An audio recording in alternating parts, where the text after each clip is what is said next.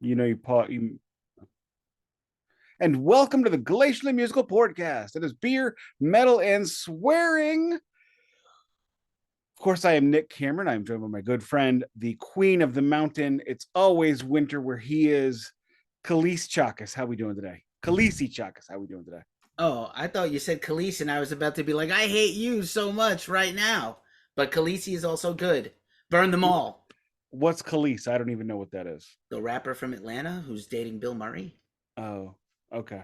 She's the I baby only mama know from I Nas. only know who Khaleesi is due to Ted Lasso, Okay. not the TV show, but the commercials and the MC Lars track, Dragon Blood, which is There's a funny. I bring up MC Lars because that's going to factor in a little later. there's a But theme if here. you are here, of course, we are talking to Mega Ran this week, getting out of the metal comfort zone and into another niche subgenre of music. Thank you for joining us. Here's how we do things real quick.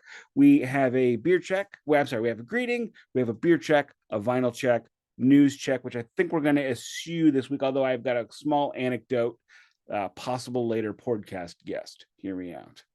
And then we get into the meat of the day. And this week's meat of the day is an interview with the nerd rapper, the chiptune artist, Mega Ran, one of the only people ever to be given the OK by Capcom to sample all of their music ad nauseum.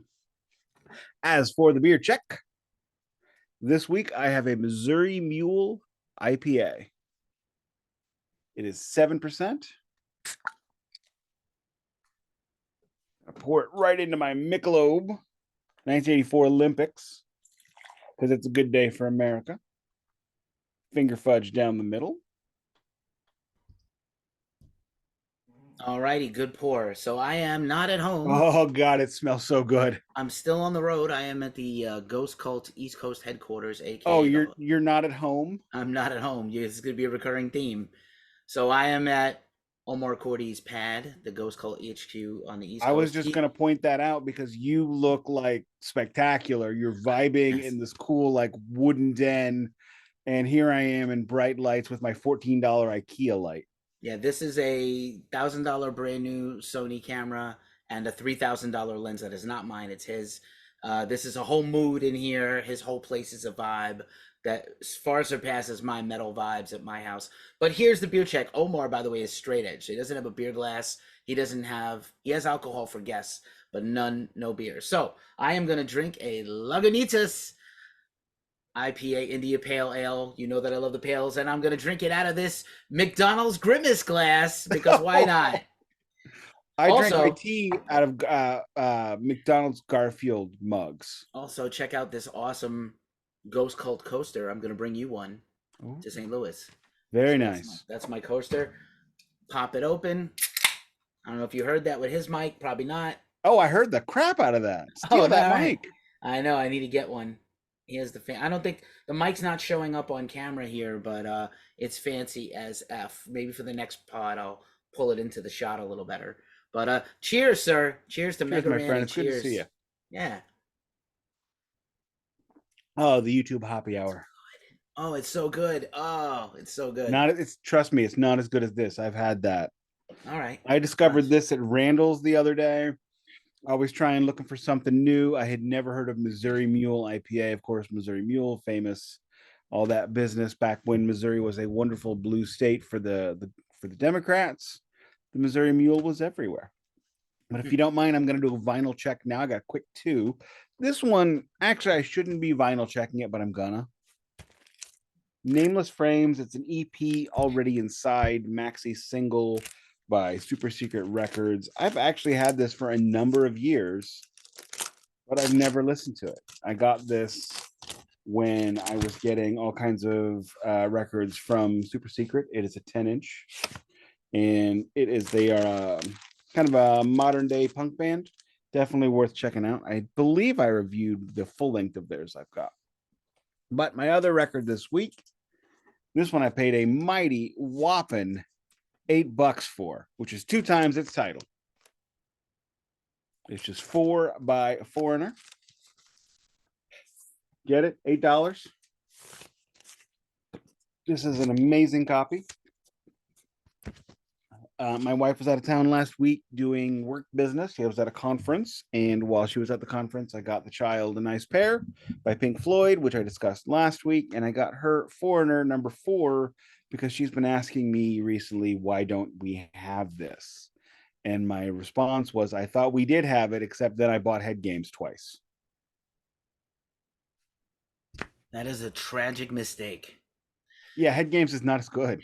And I just tried to put the microphone, the fancy microphone with the glowy, light, bright colors into the shot, and it made me look blurry. So, in the interest of just seeing my fantastic face, no microphone in the shot this pod.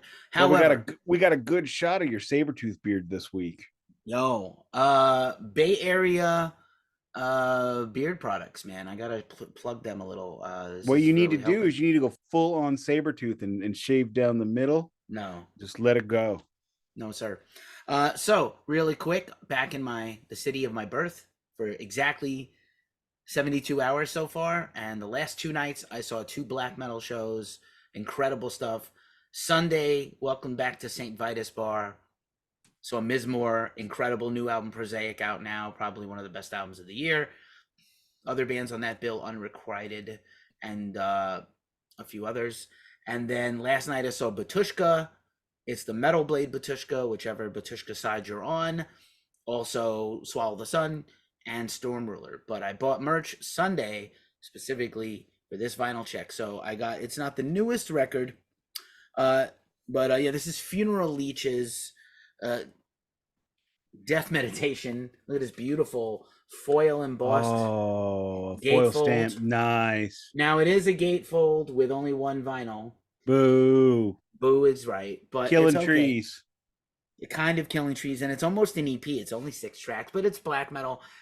Great band, drummer. Well, I mean, a does the 6-track vocals. black metal record could easily be a quadruple set. That's a fact.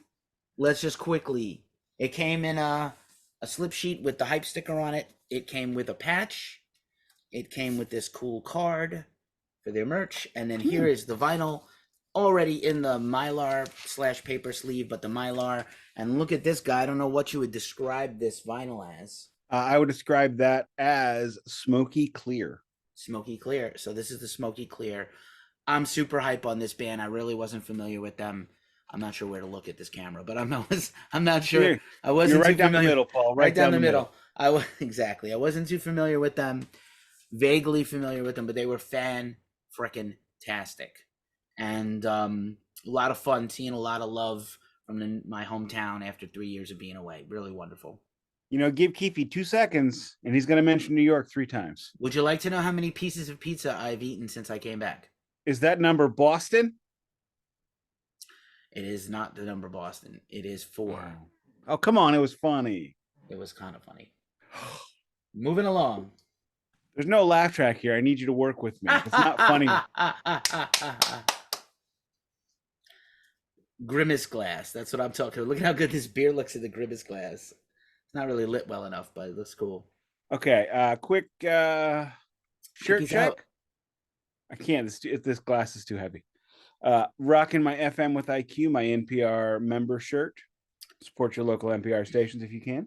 I'm rocking Carcass with Chackas. Hold that thought 1 second.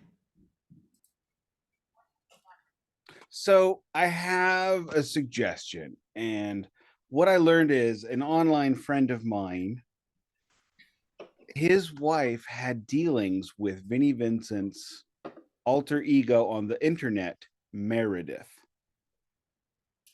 Yikes. So Always with the Vinnie Vincent, man. Always. Well, this isn't news. This is just something we're talking about while we're waiting for our guest to arrive. Well, I mean, it's the thing I teased, but I wouldn't call it news. So my question is, does anybody besides me want to hear this story? Not me, but okay.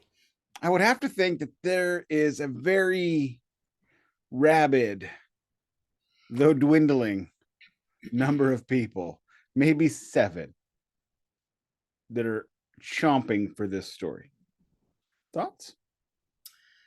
I can't. Yeah, I do know. I've known some people that have some alter egos, like fake profiles online, and I'm not a fan. Social media is toxic enough. No, this is somebody who, this is before social media. Meredith I was a character that Vinny created to run his customer service department. Okay. I mean, I don't know. It's Okay. a very slippery slope to talk about this stuff, and it could be Mm. considered slanderous. Is Oh, this well known in the community of Vinnie Vincent and Kiss? Do we the care this Meredith much? thing? Yeah, like is this Everybody everybody? knows about. Yeah, everybody knows Everybody about. knows about this. Yeah, All right. Meredith is not. That's not new. There goes our I shot of ever having Vinny on as a guest, though. Probably. Yeah, we don't I have can't five tell if thousand. you love this guy or hate him. I can't tell. Every week you have another very negative story about Vinnie Vincent. Like it's tongue in cheek, but it's very, very aggressively negative. I don't I don't. care at all. I love I don't Kiss. know that I it's don't love Vinny. aggressively negative. I'm just telling you what he's done, what he is doing. I put no spin. I'm not saying, oh my God, listen to this stupid thing Vinnie Vincent did. I'm telling you what he's doing. He's presently having a rock festival, of which the name has changed 3 times. That is featuring bands you could see without a cover in Nashville all night long, featuring the 5th listening party for his new record for $300 entrance fee. It's poor. It's very poor. It looks a I bad mean, look for a guy who's been out of the public eye for a long time. well, he's lowered the price. They used to be 500, Mm-mm-mm. and he's going to get up and he's going to play a 45-minute long, completely out of the nowhere guitar solo. By the way, I skipped my own shirt check. Oh, you said Carcass. Did I? Oh, I said You Carcass. did. Did I forget my hat? I have a new hat on. Do you notice? Do you notice what No, it says? I can't read it. It's Reverend Mean Tooth, which is an associated band of 20 Watt Tombstone, who we love. Oh, yeah. We need a. There, We're gonna have Tom on as a future guest. He there already said was an yes. artist in St. Louis for a minute called Reverend Whiskey Richard. Of I course, they dig it. did the whole Reverend thing, but I got to tell you, it was a good blues rock combo, and I don't think they exist anymore. Saw him play at a German restaurant that later became it was a German restaurant that was transformed into a Mexican restaurant that was transformed into a bar and concert venue. Saw a Left Lane Cruiser there, saw the Hoot and Hollers there, saw Reverend James Legg there, of course. And they would be great because they would, oh, and Vaudevillains out of Chicago, another good modern rock band.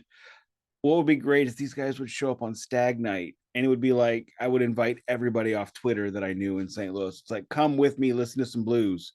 It's Stag Night. They're like, what's Stag Night? It's 25-cent beers. So it would be, okay, I'm going to the bar. Who's ready? And everybody raise their hand because we're all drunk. And I'd say, okay. And I'd come back with $5 worth of beer. And I'd be like, all right, everybody, somebody else get the next round. And we would have these epic beer walls because why wouldn't you? Mm. So, Is that like Sheena Easton Sugar Walls? no, this was Stag beer. And I got to tell you, Stag beer is a very lonely, lonely thing. That's better now, but back then, that's when it was basically piss water out of a shoe. Piss water out of a shoe, ladies and gentlemen. That's your hashtag for today's show. We probably should have like a word of the day or a hashtag of the day. Eat your own butt. Eat your own butt is also an exceptional one. Oh, Definitely one of my favorite ones. I have renamed the sidekick to Captain Actually. Oh, really? What is it It's now? Captain Actually and Corporal Mansplain. Hey, that's not better. It's not? It's All right. not better. Captain Actually and Sergeant, I don't know. Fair enough. Or is that real? It's also a good one. Okay. They're all pretty good. You have anything else you need to get off your chest right away? I mean, you're tired of hearing about me being back east. All I my mean, stories. if you got stories, I'm listening. I'm trying to craft some stories. Let us see. It is like the week of 90s band interviews for me. I interviewed Kevin Martin of Candlebox Monday, and I'm interviewing Will Turpin of Collective Soul on Thursday. And we're covering Candlebox was just here. Yeah, they were just there, and I think he was in St. Louis the day I talked to him, and he had a good time in the city. And they're retiring. Farewell album, probably farewell tour. Collective Soul is going on and on. They have a recent album out also. So good times. I'm always a big fan. Collective Soul, the unsung heroes of both Woodstock 94 and 99. And Candlebox probably not doesn't get mentioned not nearly enough with enough respect, I think. I will just tell you that I heard Far Behind too many times. You definitely have. Kevin has too. He'll tell you. Oh, I'm sure. Um, And that's, I feel bad for a lot of artists in that time because at that time, rock music was still top 40 music. And the shift from top 40 being a multitude of genres into a genre was slow. But when it was the multitude of genres, it was still a meat grinder.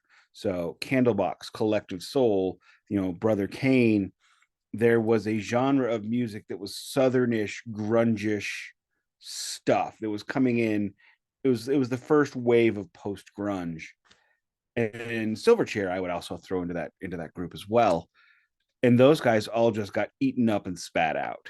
They were 311 without the long running fan base leading up to it.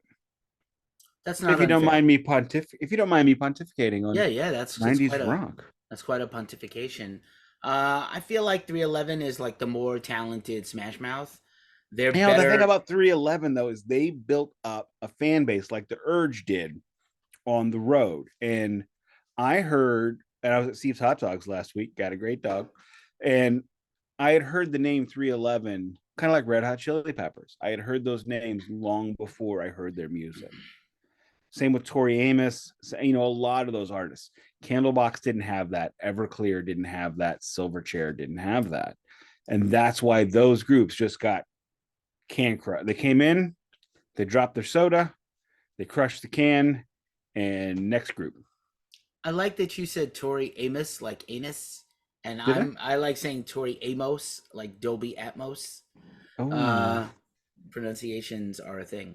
I don't know how she says it. I hmm. probably haven't, I don't know. I think she's probably wonderful and wouldn't correct anybody if they got it wrong.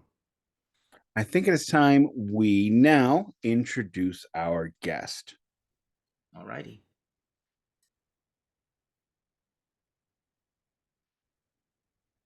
Hey. Oh my God. Welcome. We are joined by a legend of the industry, nearly a captain of industry, but he wasn't on that song. Somebody from the nerd rap game, somebody I have loved and enjoyed since watching the night I watched his Philadelphia Phillies get crushed by the St. Louis Cardinals in game 5 of the NLDS. Sorry, that was when it cemented my personal sports superstition of RBI IPAs for the win. My somebody who, I don't know, big glow up. We are honored to be joined by Mega Ran, formerly Random, all the things. How are we doing today? I'm so good, man. How are you?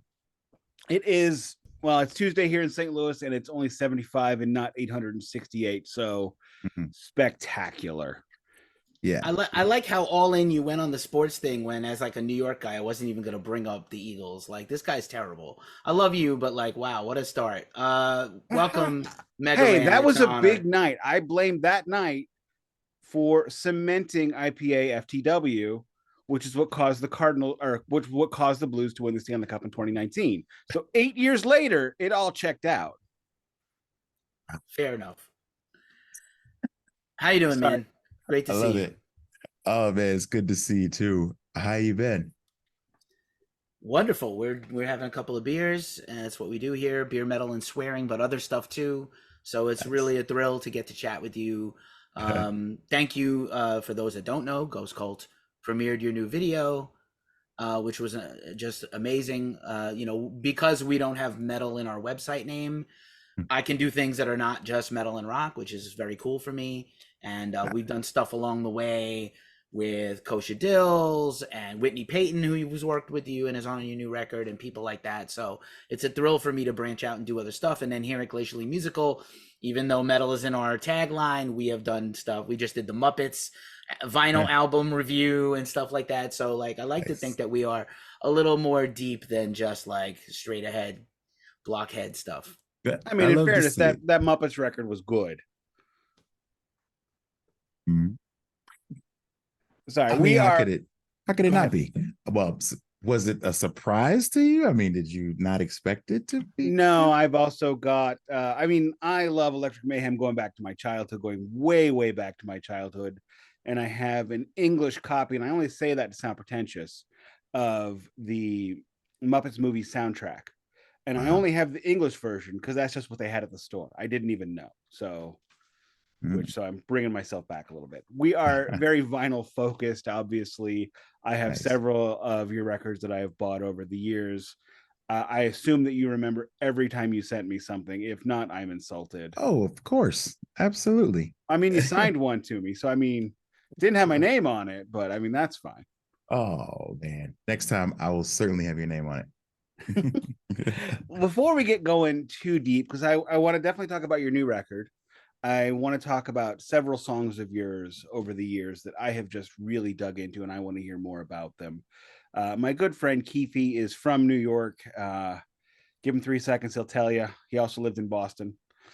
Give him 4 seconds, he'll tell you that. He grew up around, when a lot more in, the Beastie Boys era, the Run DMC era. He kind of missed out on kind of the nerdy stuff. An old friend of so before we get even to that, let's talk about your new record. It is a kids album. Off air, Keefy and I were discussing a little bit. I listened to it this morning on the way to work. It for Before we get too deep, it is the perfect length for an album of its type. A lot of albums, like in the 90s, one of the things we discuss frequently is that albums got too long. They went from 30 to 45 to 60 to 80. Yeah. And as much as I love Onyx, as much as I love Snoop Dogg, those records did not need to be 80 minutes. There was a No, lot of fat to cut. it was a different time where people were taking 3, 4 years between releases too, so maybe feeling like you had to kind of hold the audience over for that long maybe was a part of it. I don't know. But It's all genres of music. Once they went from 45 minutes is the standard to regular price is now 80. hmm, Well, maybe we can fill it, and maybe we shouldn't, but nobody thought that second one. yeah. No, you're right. I do like that nowadays release shorter projects. Particularly with a kids album, though, you never want to go too long for kids and their attention spans. I used to be a teacher, so teaching kids of all ages, even adults, we learned that too long, you can lose some interest. So I tried to make sure these songs had great movements. They were all over the place, new instruments, new things popping up by the third verse or the third stanza that you didn't hear in the beginning. So yeah, it was very important to me to make sure that this thing was just like a hit it and quit it type of situation. You are definitely not the first nerd rapper to make a kids album. What made you decide now was the right time? Well, I became a father for the first time, and I think that'll affect it for sure. I think being that I wanted to play music for him in the house, and I started playing a lot of kids' music for him, and I was a little bit misquoted by our local paper that said that I thought children's music stunk. And I didn't think that children's music stinks. I just felt like a I lot of do. it, I felt like a lot of it just didn't have enough substance. And there is a bit of an art to making something that can be both catchy and have some sort of, meaning and something that'll stick to your ribs. So yeah, maybe they're not necessarily trying to do that, so it just wasn't for me, a lot of it. So I was trying to make music that would be fun as well as a little educational, as well as teach you something about yourself and make you want to be a better person, but most importantly, fun. And I think that we did that with the new album, but it I was would not easy. completely agree.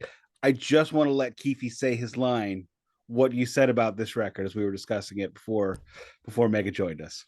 Oh, there's so much to unpack, but I wanted to say like what I love about this record is it's teachy but not preachy, and I think Ooh. that's gonna really resonate. You teach the children by teaching their parents. I love the whole approach. Uh, I will tell you also, like, I don't want to make excuses for Wu Tang and my bias of New York, but their longer records is because they have sketches and skits and things. Oh, that's Um, true. that's why. I'm not counting the double Yeah, records. so did Onyx, so did Snoop. I mean, they all Yeah, do that. I mean, I think the Everybody only had a real skit. Yeah, everybody had skits. I think the law, even Cypress. I think I was gonna say Black Sunday just hit an anniversary of like Mhm. 25, 20 something year, 25, Yeah. 28 years, and I was gonna say that record is long, and they were allowed to go long on that record, but that's a single sided guy. But yeah, I love the whole vibe of the record, and it really, I'm not a parent, but if I was, I would want children to hear this. And I will say, I just took a very uncomfortable, miserable Greyhound bus ride from Scranton, Pennsylvania to New York City Hey. this weekend as I'm back in the Bronx in my hometown for a Mhm. week. And Didn't take long for him to I mention. had to hear, I had to hear Baby Shark over my shoulder from Ah. these neglectful parents who let their toddler run up and down the aisle of the bus. And then Funny story. she Oh face no. Baby planted. Shark was my daughter's hockey's theme song in a tournament at Notre Dame. Wow. They were only, it was 8U, so they were 7 and 8.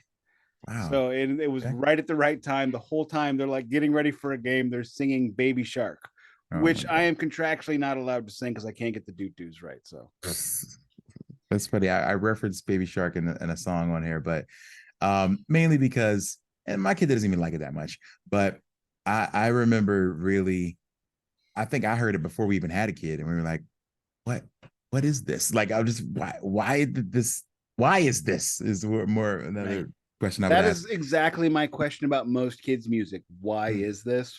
What does Yeah. the fox say? I don't care. Don't I I care. don't do care. like the Korean fire drill version of it, but they dropped F bombs in it and Oh God. double blast beats. So All right, fair enough. Sold. Yeah, I know you name drop Raffi also, which is cool. What other, what music does your child appreciate, and what other children's artists did you listen to getting ready to make this record?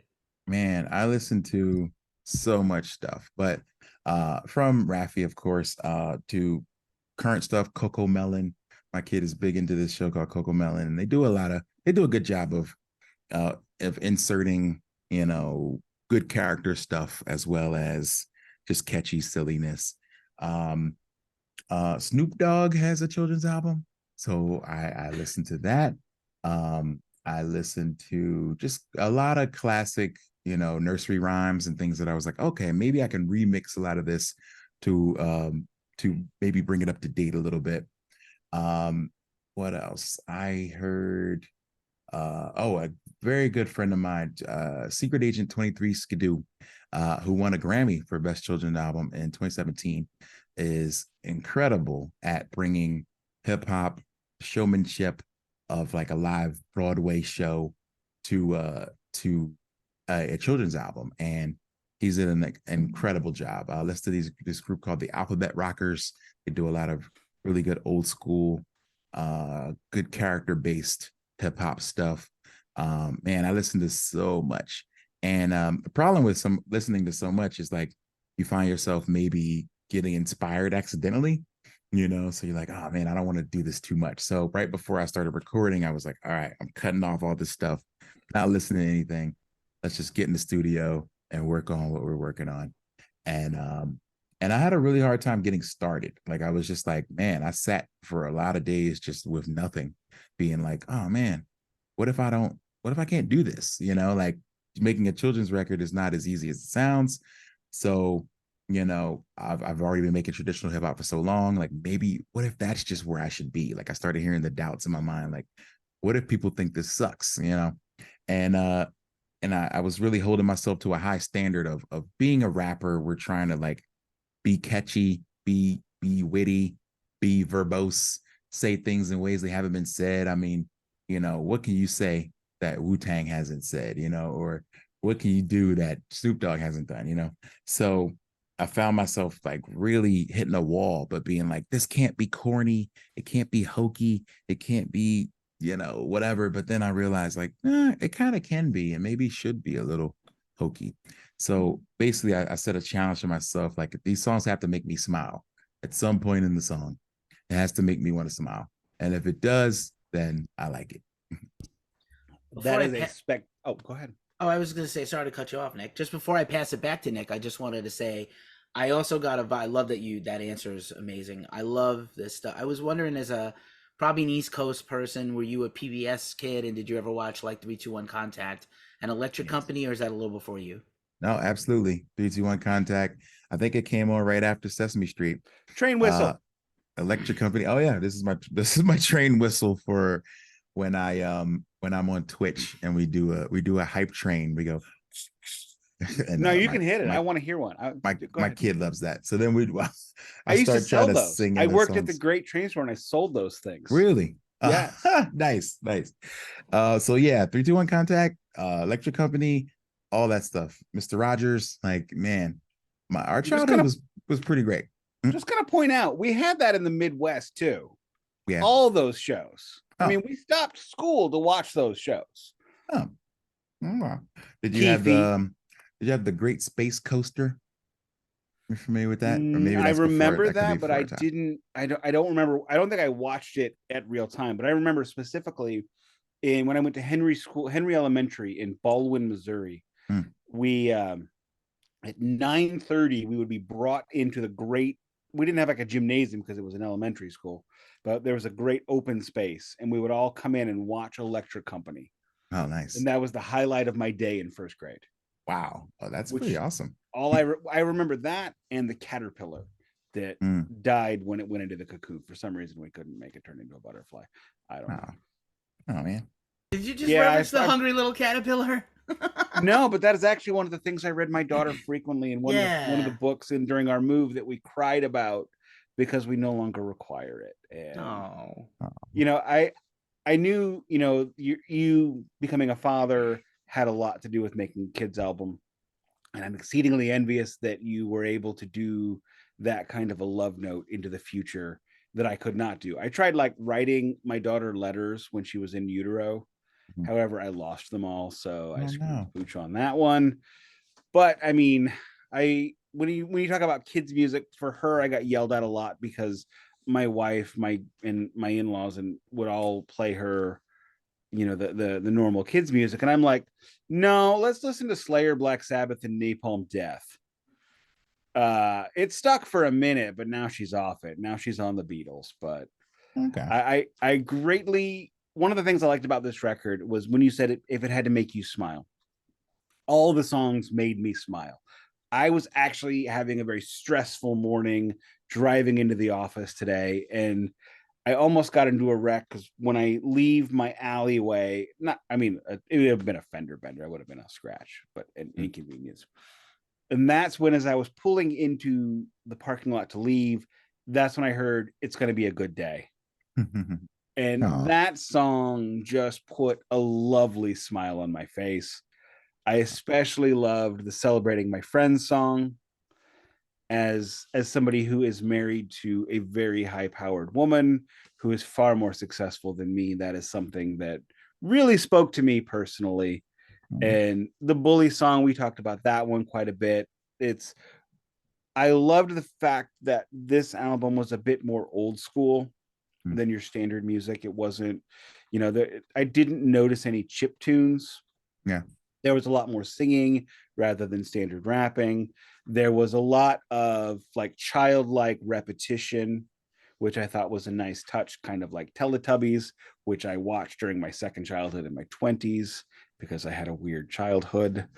And all in all, it was, the subject matter was very similar to what you normally do in my opinion, but completely generalized to a way that makes more sense to somebody with a lot less experience. Okay. That makes sense. I appreciate you for pointing that out. I felt like someone asked me in an interview, like, how, you know, how different is this for you to do this or something like that? Like, well, are you worried about how people are going to receive you making a children's album as opposed to regular rap? And I'm like, I don't know if maybe you've listened to my stuff before, but I've been a nerdy rap guy who makes clean rap music for 15 years. So this isn't that far out of the wheelhouse for a guy like myself. So it's mainly, like you said, taking those concepts that I've been discussing, like be awesome to people and be a great person and celebrate your friends and don't be a jerk, and turning those into kids records. It was not that difficult, you know. The execution was difficult, but the concepts were not. Like being able to take stuff that a child would get like Counting for the first song, or Let's Have a Good Day for another song. But then taking like, all right, now what if when that kid gets older and they want to listen to this and pull something from it? So how about the importance of spelling people's names correctly, or the As somebody importance with a name that's spelled funny, thank yeah, you. how about that? You I know, have like not figured out how to politely say you're spelling my name wrong, Matt. We've worked together for 3 years. Come on. you got to play that song for him then.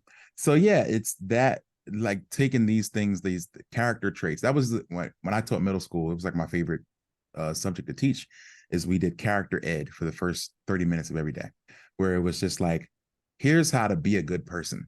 Like, forget this school stuff, but when you walk outside, we need to teach you how to not get shot. You know what I mean? Like, to not get someone so angry that they want to hurt you, you know? And so that's where we talk about integrity and like things like that. Like, here's how you speak to people. Here's what you do when people aren't looking, you know, and things like that. And so that's really what was my favorite part of the day, is to be able to teach these kids how to be great adults or great humans. And that's what I'm hoping that the record has a little bit of. And on top of it, some catchy sprinkles on the top.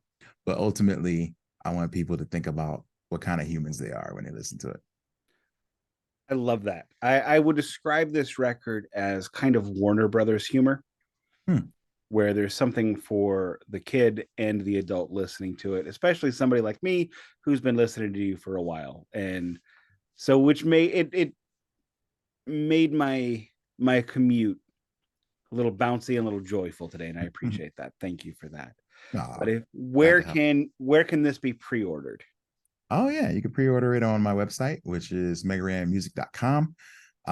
There are pre-save links there as on megaran.com as well if you're into digital stuff, streaming. There's also vinyl coming with cool little colorful sprinkles all over it. Yeah, I know you like vinyl, so that's for you. We got cassettes, we have CDs, and of course digital. So all that is on my website at megaran.com. Awesome. We will definitely put a link to that in all the places. And for the record, I've only got 1,103 records. Wow, you've counted them. About 6 years, several years ago, I realized, oh my God, this is getting big, and some of these are expensive. So I discussed with our insurance agent what to do. So I use, actually it's 1105 because I forgot to put in the last two. So I use Discogs to that I purchase. Wow. So I have I've always got an up-to-date count. I'm not sure if the Christmas records are in the list though. And my child's records are not, because I got her onto vinyl, so she has almost 30 now. So I feel bad for her. Ladies and gentlemen, welcome to Nick and Keith Overshare with a guest. Hello. No, it's fine. It's overshare is better than over talking. That's also true. That's also true. We're getting better. We're getting better. Okay, Nick, I gotta know, Nick, what's the most valuable record you got? The most valuable record I have. Discog shows you the value, right? Okay. Or what they're going for. Now, okay, what band do you think it would be? Just throw out a band. The Beatles. No. We have several Beatles records. Most of them are about $8 because they sold 450 million of everything. Yeah. The most valuable record I have is the first album by what would you call Gwar? Keefy? I mean metal at the end of the metal. Yes. It started as punks. My most valuable record is Gwar's debut record, which has only been released twice on vinyl, 2 pressings by Shimmy Disc, one with a blue label, one with a red label, and once on CD by Metal Blade. So even the CD is valuable. What makes it valuable is that it's very rare because the band just owned the record not long into their career. So never repressed in any way. So far. I don't think it's ever coming. I would have come by now. I feel like, maybe it would have happened, but never say never. Never say I also never. would think that Motley Crue would repress their self-titled record because it goes for $500 on Discogs. I know. Let's not talk about them. I don't have one. I know. I have no Motley Crue on vinyl. But let me ask you a question. How do you listen to music, what's your number one go-to to hear something? Obviously it's your life, but how Man, do you I hate collect and this. listen to music? Ugh. I love vinyl. So every day, usually, even with the kid, we'll sit down and put on a record for a little bit, maybe 10, 15 minutes just to play him something that he's never heard before. But like, and when it comes to day-to-day listening, like, I hate to say it, but Spotify is like just super convenient, and so I understand why everybody does it, and I was old school. I feel like I'll be the last person to kind of give in to streaming. I'm just like, what No, do you you won't be the mean? last. No, I'm sure there's still people who haven't yet, but Yo, yeah. But I remember iTunes being like, yeah, right. You want me to pay for a song that I can't own, that I can't read the liner notes whenever I feel like it? This is ridiculous. And now I'm at the same thing with Spotify, but you just can't beat the convenience of it, So but if I hear something I really enjoy, I go and buy the vinyl. Like, that's usually what happens with me. So it's more of a preview system for me. It isn't like my sole source of hearing whatever I like. I'll that is give it. exactly how my kid describes it. She Mm, routinely defends Spotify to me, and I explain they don't pay the artists enough, and she's like, "What do you mean?" And then I explain all the sales figures and streams, and her eyes glaze over. I don't care. I don't care. Can we just go to the record store? I guess. yeah, no one cares, unfortunately, I except the know. artists who I don't get I paid enough. care. I mean, Mm, when I interviewed James Legg one time, and he described, we don't really get royalties, but I'm not asking to be rich, but I just want to be comfortable. This is a hard life. yeah, I mean, it was one of those road dog touring artists where he plays to 15, 20 people a night most nights, which is unfortunate because he's amazing, especially if you like electric piano blues, which no one does, but mm, I do. Mm. And so and that's one of the things I told her, this is why I buy vinyl, because the way I understand it, and I very well could be corrected momentarily, the artist makes the most money off of a vinyl sale. And that's what I do. And then I that's create, true. It also costs us the most money to print these well, days, yes, yes. I mean, So I yeah, also I'm almost created, paying, like, I don't know, I think probably half the retail price is what I pay I to actually print a looked vinyl, which is into, a lot. I looked into financing a vinyl run for a friend of mine because I loved that album so badly that I wanted to have it on vinyl. I did buy it on CD, one of the rare CD purchases I've made in the past 10 years. Nice. But we looked into it and went, huh, this is going to cost me. I mean, how many are you going to sell? He's like, not that many. Mm. So how much is this going to cost me? Oh, crap. I looked at it and I went, if we press 300, it's not so bad. Will you sell 300? No, I will not. No, that's Nope. what, yeah, I've been talked out of by a lot of people doing vinyl because they're like, oh, you're just going to leave it sitting up, it's going to pile up in your garage somewhere, which is part of the reason why I tour so hard, is that, touring is the best way to kind of get rid of those things, is that, you play a good show, people will hopefully want to buy that stuff. But yeah, if you're not touring heavy, do not order 1,000 pieces of vinyl. Like, Um, no, it's not going to happen. Well, and yeah, that's one of the things that we say frequently is when you go to a show, try to get something if you can, even if it's a Yeah, sticker. it's yeah. important. A frequent topic for us is Metallica, because Metallica, and I'm definitely in the Lars was right camp about streaming and stealing. I would like to see the artists get paid more. Spotify raised their rates, and none of that money went to artists. Of course, Daniel Ek, the CEO, was one of the founders of the Pirate Bay. What a Of surprise! course. And was a coder for Napster in the later Napster days. But yeah, I'm the same. Actually, I was going to ask you about your opinion about SoundCloud, because even my ex-girlfriend's teenage rapper son, rapper and producer, SeeOhDeeWhy with a Y at the end, Cody, he's got like hundreds of songs on SoundCloud in just a few years. So I do feel like SoundCloud is like the populist site, especially for rap and maybe indie rock, and Oh they're yeah. starting to pay people, right? And then Yeah, Bandcamp is for a little more they've started serious to pay people. I love Bandcamp. It's probably my favorite place to go, um, because they're paying the most. They've done, even during the pandemic, they do Bandcamp Fridays where they wouldn't even keep a cut of anything that artists made. Like Yep. Spotify could just they I could take actually one bought day. Ages on the first Bandcamp Friday. Nice. Thank you. You know, Spotify could take one day out of the year and be like, all right, we're just not going to take a cut, you know, like just a day, but they won't. Instead, they say, well, what they did for us during the pandemic was they allowed us to put our Cash App on our Spotify profile. So you can beg for money using our platform. Ah, lovely. That's Yeah, that that's a was nice of them. great look. Great look. That was nice of And them. and I But, think you know, let me just chime in finally and say that I think Amazon Music and YouTube Music are going to be big players going forward. Although I don't love what YouTube has done recently with some of their other platforms where they're taking links out of comments. I get that there's too many spammers and people directing people away from to harmful stuff, but at the same time, links in a comment, which doesn't exist on some platforms like Instagram, that can really not doable in some platforms. I think, yeah, it's a shame that's happening, but I do feel like more people are adapting to Amazon Music and YouTube Music. I gotta say, as a platform, as a user on your mobile, is amazing. I know I just sounded like a dad saying mobile, but anyway, I work with a lot of Mobile is Brits. the word. I'm mobile. I work with a lot of Brits, so I don't know if they still say handy for the cell phone. It Whoa, also whoa, sounds whoa, inappropriate. whoa, whoa. I Yeah, don't slow down. know. whoa. It's a You kid know, show. that's funny. I just had a friend of mine tell me that he was creating a Nerdcore playlist for Amazon Music. Like they specifically asked him to do it. And I was like, man, nobody uses Amazon. He's like, well, they pay more than everybody, you know. And I was like, oh, maybe I need to use it.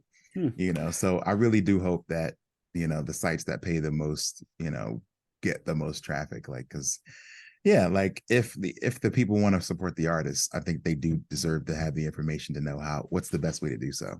Completely agree with that. Let me just say to Keefy, I am in the camp that Lars was right about Lulu.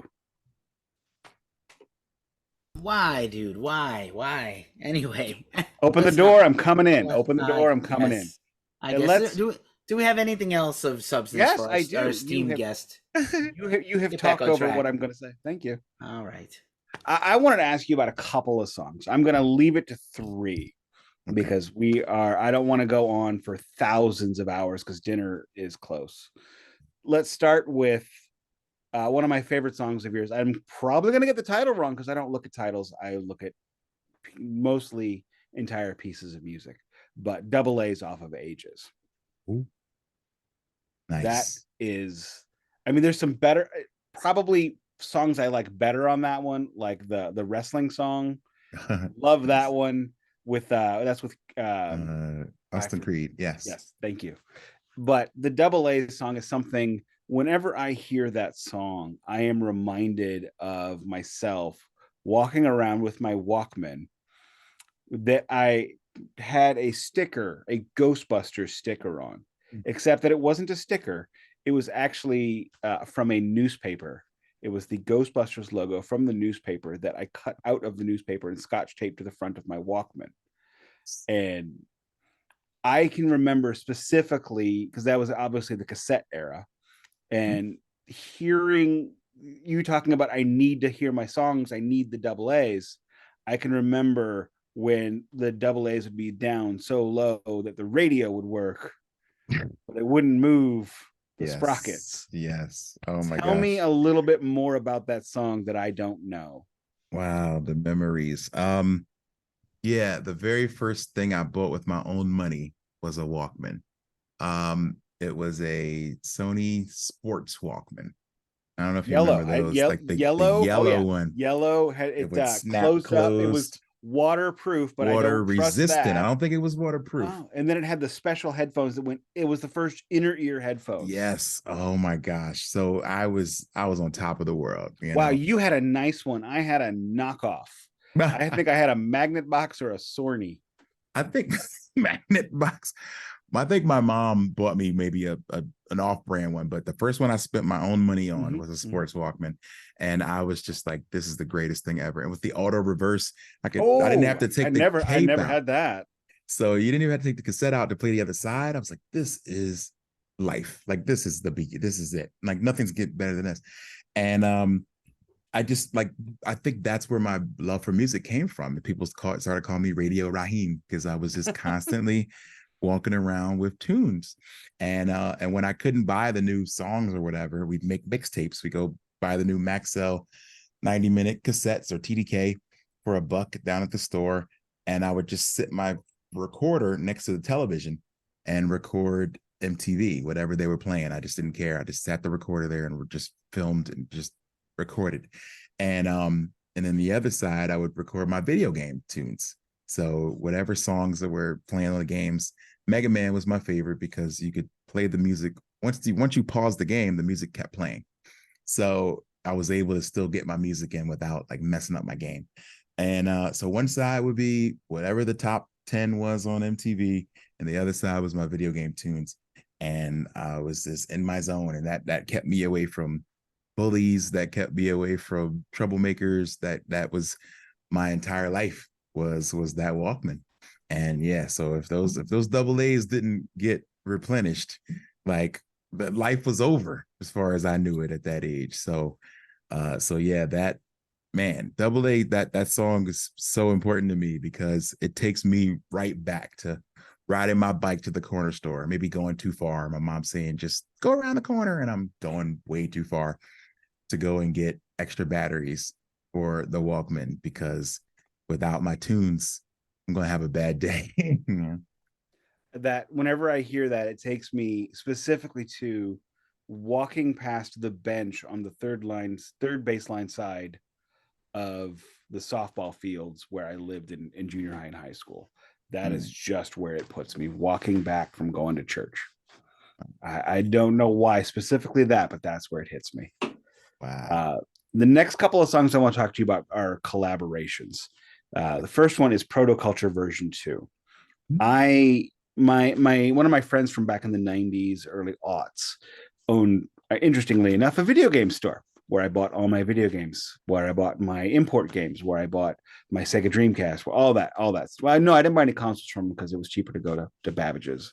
But I remember him saying, Del the Funky Homo Sapien. This is somebody you need to check out. He's got a song all about video games, Protoculture, which is great.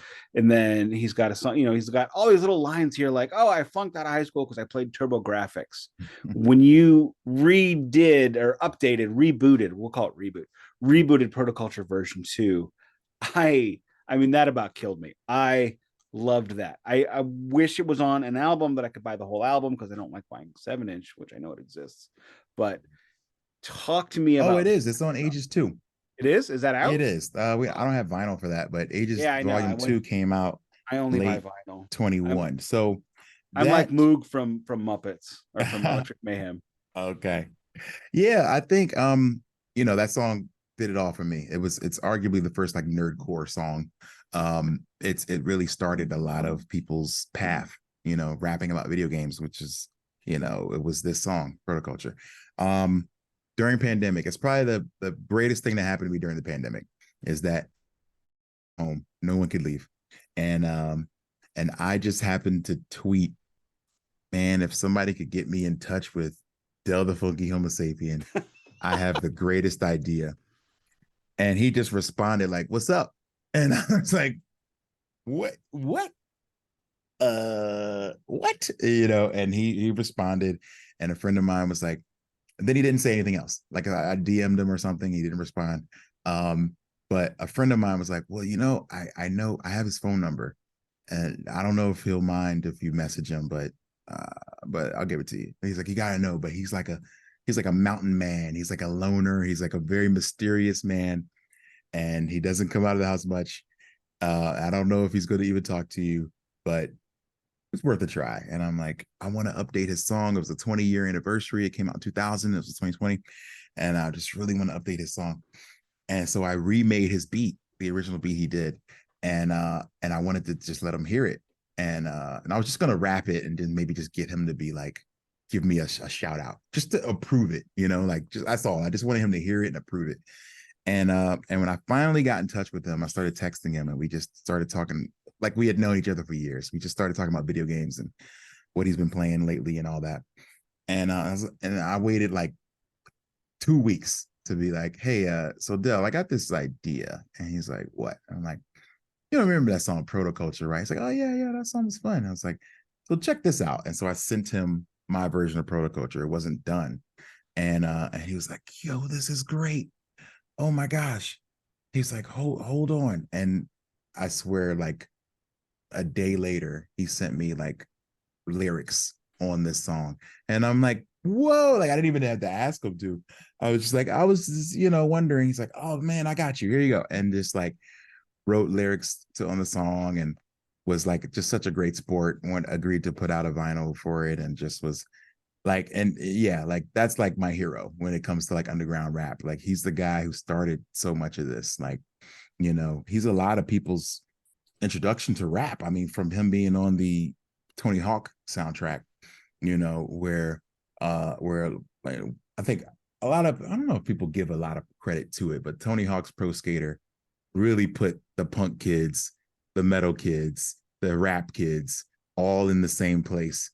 And it opened all of our minds at the same time. I mean, Goldfinger next to Public Enemy. Like, I mean, I was just like, what is happening right now? Not for So me, because all I did was play Bring the Noise by Anthrax and Public Enemy on repeat. That's it? That's it. Yeah. I was gonna At say that time I Judgment was Night. closed. I was Judgment closed to new Night. music Judgment then. Night. Yes, that's another one. Judgment Night was so big for that. Dell is on Judgment Night and it blew my brain out. Like Yeah. the whole thing is a masterpiece, but his track is pretty great. Nice. He dropped that's Kitty so Pride crazy. from the X-Men in the rhyme. I was like, dude, Ooh, see, you that's hooked me man. in. That's it. I'm in. Ah, beautiful. See, like, yeah, Dell was so many kids' connection to like nerdy stuff. He was, this nerdy outcast kid who just really knew how to rhyme well and would always put his influences, kind of on his sleeve. And that's where what I kind of learned from him was like, yeah, and the things that you love, like make that a part of what you do. Like, why not? And yeah, he's one of the best at it. What I loved about him was there was no apology. It wasn't like, I'm a nerd, I'm just trying to do my thing. It's like, no, here's my song. No questions, no anything. It's he did that song just like he was walking down the street, like he did it every day, even though Absolutely. he was doing the very, as you put it, I would completely agree. It was the very first Nerdcore song, and probably still one of the best, unfortunately, but that's neither here nor there. I want to ask you about one more song, and then we will let you go, and I'm going to go eat dinner. Okay. My wife actually made dinner tonight, so it's like works out really well. Another collaboration song. Your collaborations with MC Lars go back forever, and my love of Edgar Allan Poe goes back forever. And I'm going to ask you now about The Mask of the Red Death. That comes out in my ears right before or right as the pandemic comes, because as I said, I only buy vinyl. I did do the Kickstarter for digital. I think I might have heard it once and just let it go. When the vinyl came out on Needle Juice, I got the black and white and red all over edition. And when Red Death comes on, which is one of my favorite stories by Edgar Allan Poe, because I like, the very unfamous Edgar Allan Poe stories that nobody's ever heard of, like that one. And his verses describing having the party, and then your verses describing being the virus, to me, and this is blasphemy, but I mean it, that's the definitive version of The Mask of the Red Death for me. I still get goosebumps every time I hear that song. When I get to the mic check 1 2 1 2, I pull my hoodie down. Every time my whole body drops at that moment. Wow. Tell me something about that I don't know. I need. Man, we recorded that song in Brooklyn at my friend's Brownstone, and we read through the poem like 3 or 4 times, and it was Lars's idea, and I'm so glad. He was brilliant with coming up, like being like, oh, this is something we need to talk about, and he's the Poe guy for sure. But my favorite Poe track, my Poe piece, we already done a track about, which was Telltale Heart. Telltale. Yeah. So that was one that I first read on the SATs. And I remember just, it stuck with me forever. Like just being like, there were like 5 questions on my SATs about Mask of the Red Death, or about Telltale Heart. So this one was perfect. Like, he's like, okay, being this big party, being like you personifying the disease, the virus, and just really and then also turning into a waltz. So there was so many different stylistic choices that I'm just super proud of about that song. You know, we made it a 3/4 waltz kind of cadence, which is something that neither of us do a whole lot of. But taking that, like being, you know, these rich kids are having this blast and they're not inviting the virus, but virus is gonna just take over the show anyway, you know, by being the special guest MC. And so yeah, a lot of that was Lars's just brilliance and just vast knowledge of Poe that brought that concept together. But I'm super proud of the lyrics and so many things. I made a wrestling reference in there uh about the Miz, who's like a wrestler who's like an A-list celebrity kind of wrestler. So it's like, man, the Miz even got an invite, you know, like all these like famous people got this invite, and yet I didn't get the invite. And I'm like, oh man, I'm the uncool kid. But also, you know, once I pull the hoodie down, let the plague out, all the doors of bars, there are no ways out. You know, blood spilling like a river flow. I'm gonna show you how to kill the show.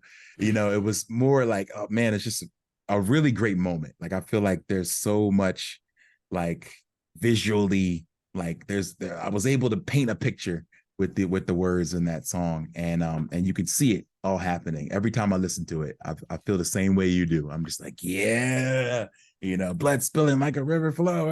You know, get them.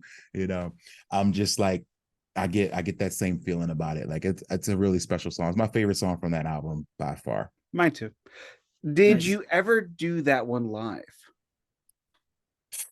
Maybe one or two tours, not a lot though, because if I wanted to do it live, I would really want to like be in a hood, make sure that we were in costume, and like really really make it a production. So I don't know if we did that much, maybe once or twice. Very cool. Very cool. Well, I have two last points, and Oh, I'm going to let Nick take us home and say that Mask of the Red Death is also my favorite Poe poem. And if you're Nice. 8 or 9 years old and you have a chance to see the Vincent Price movie version of Mask of the Red Death and see a buxom woman burn an upside down cross into her chest, hail Satan and do it by all means. And then wow. This got weird. finally, By weird, I mean normal. finally, I'm gonna just put this into the universe and say that, you know, obviously, you know, we're big fans, and I think you're phenomenal. I would love to see Epic Rap Battles of History get you to do anything. They Oh my did gosh. Edgar Allan Poe versus Stephen King, which was incredible. Yeah, Watsky that was versus great. MC Napkins, right? And I want them to bring you in for anything, something. I'm gonna tag them. I'm gonna put it into the universe. I'm a huge Put it out ERB there. guy. Put it out there. I've done a show with them at a convention in Chicago, and I really love those guys. So I really hope it can happen sometime. I hope so. Nick, Yeah, please take us home. put that in the universe. All righty. We're going to need some audience participation on this one. Thank you, Keefy, for being here every week. You know I love you as much as I hate you. Blah, blah, blah. I don't know. I'm riffing. I'm riffing. Megaran, thank you very much. I have been a fan of yours for a long time, and I did not I was professional by not putting your records up behind my head, because I am definitely a professional, not just a high-ranking amateur. As always, we say thank you very much for joining us. If you could take 3 seconds and put a star, 3 seconds and do a share, 3 seconds and do anything, because our fans and listeners are the everything about making this grow bigger and grow more wonderful. As we say every week, this is the Glacially Musical podcast. It does not play in Peoria, but I think Megaran does.